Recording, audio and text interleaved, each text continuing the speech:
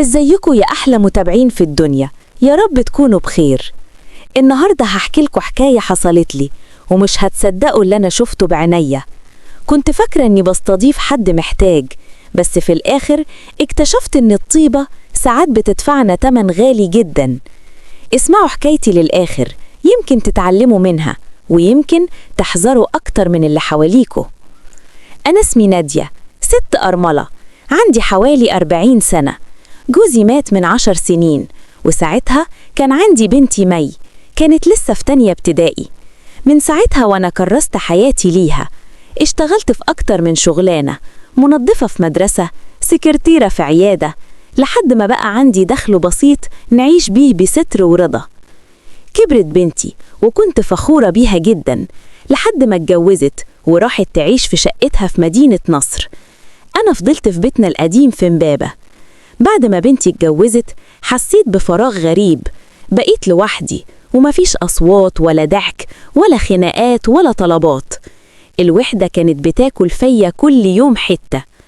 في يوم وأنا راجعة من السوبر ماركت قابلت الست سمية اللي ساكنة فوقينا. كانت شايلة شنط كتير ومعاها ولد صغير في إعدادي اسمه سيف. الولد كان شقي قوي، بيضحك وبيهزر بس مهذب. سمية قالت لي إنها داخلة مستشفى تعمل عملية وتغيب أسبوع ومفيش حد يرعى سيف، وسألتني لو أقدر أستضيفه عندي الفترة دي. بصراحة وافقت، قلت ما هو بيتي فاضي والولد صغير وأنا مش مشغولة بحاجة، ليه لأ؟ دخل سيف عندي. أول يومين كان كويس جدا، بيلعب، بياكل، ينام بدري، بيذاكر قدامي. وأنا عشان كنت حاسة إني أم تاني بقيت أعمله الأكل اللي بيحبه، أسأله عن دراسته، أخليه يحكيلي عن صحابه. بس بعدها بدأت أحس بحاجة مش مريحة. لقيته بيطول قوي في الحمام، بيفتح الباب من غير ما يخبط، عينيه بتزوغ ناحية حاجات مش المفروض يبصلها، وساعات كان بيقرب مني أكتر من اللازم ويضحك ضحكة مش بريئة. أنا كنت بحاول أضحك وأعدي وأقول في نفسي ده عيل صغير يمكن فاهم الأمور غلط، بس اللي حصل في اليوم السادس كان نقطة فاصلة. صحيت من النوم بالليل على صوت حركة في الأوضة. لقيته واقف عند التسريحة ماسك البارفان بتاعي، وشه محمر. أول ما شافني اتلبش ووقع منه الإزازة. ساعتها انفجرت فيه. إيه اللي انت بتعمله هنا؟ انت فاكرني إيه؟ هو قال لي بهدوء غريب: أنا عارف إنك لوحدك وإنك محتاجة حد يهتم بيكي، وأنا كمان محتاج حضن حقيقي. كلماته وقعت عليا كأنها طوبة في صدري.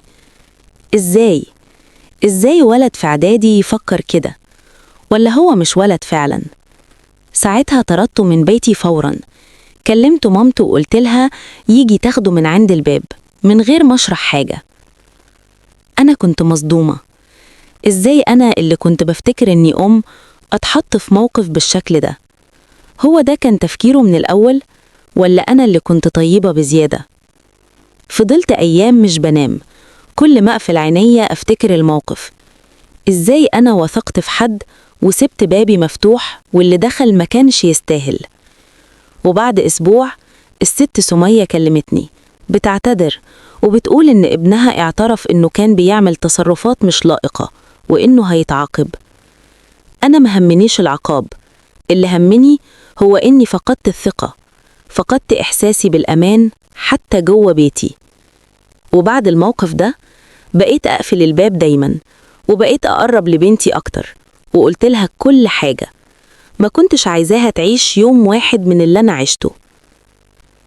أنا اتعلمت إن الطيبة مش دايما أمان، وإن مش كل اللي بيبتسم في وشك نيته صافية. خليك دايما صاحي حتى لو قلبك طيب، علشان في ناس بتستغل ضعفك وتدخل من أضعف باب جواك.